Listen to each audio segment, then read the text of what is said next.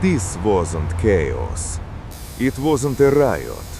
And it definitely wasn't spontaneous. What happened that night in America was something far more dangerous, because it didn't come from criminals. It came from ordinary citizens. People with jobs, with families, with no criminal records. People who followed the rules, until the rules turned it against them. It started quietly.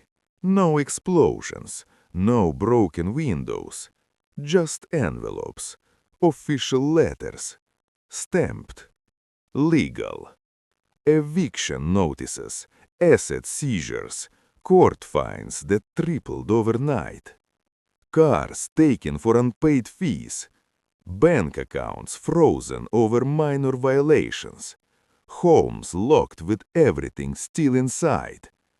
All of it justified under emergency regulations. All of it perfectly legal.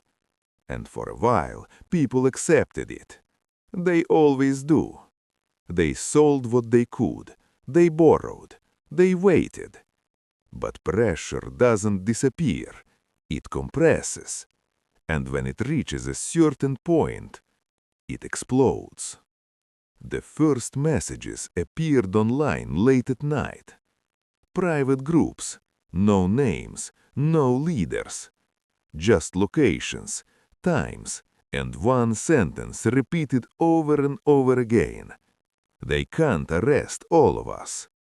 The gathering didn't look like a protest.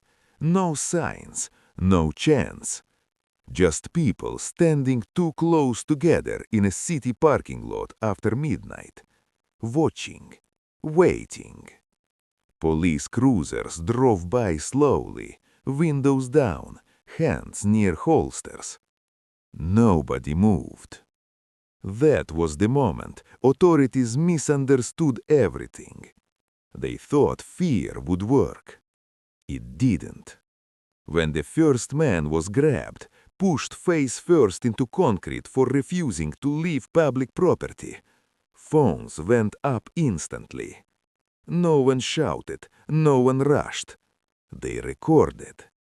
And within minutes, the crowd doubled, then tripled. Traffic stopped. Roads were blocked, not violently, but deliberately. Cars parked sideways, engines off, keys thrown away. This wasn't panic. This was control. Police radios started overlapping, conflicting orders. Units stretched too thin. Someone killed the lights around the municipal building. Another group disabled surveillance cameras using spray paint and towels. Not random, not angry.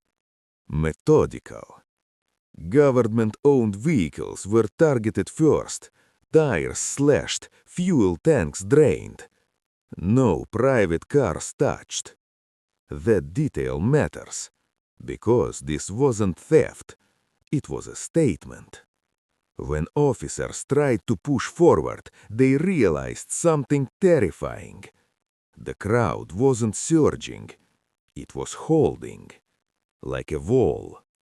No slogans, no leaders to arrest. Just hundreds of people refusing to move. Fire alarms were pulled inside administrative buildings. Sprinklers flooded offices filled with files and servers. Paperwork turned into pulp. Data drowned. And still, no gunfire. Because the people knew something the authorities didn't want to admit. The moment a shot was fired, everything would change. Police commanders began using a word they rarely say out loud: containment failure. By 3:40 a.m., emergency lines were jammed. Not by protesters, by residents reporting that police were no longer responding. Entire districts went dark, not from power failure, from withdrawal. Officers were pulled back to protect personnel, not property. Government buildings were sealed from the inside. Officials escorted out through underground exits, and for several hours, the city belonged to no one.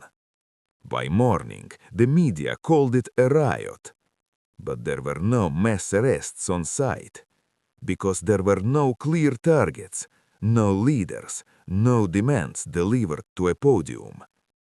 Just consequences. Within days, arrests came quietly, at homes, at workplaces. Officially, charges ranged from unlawful assembly to economic sabotage. Faces disappeared from social media, accounts went silent. But something else happened too. Something never announced on the news. Policies were revised, fines reduced, seizure programs paused. Not cancelled, paused. Because the message had been received, not loudly, not proudly, but clearly.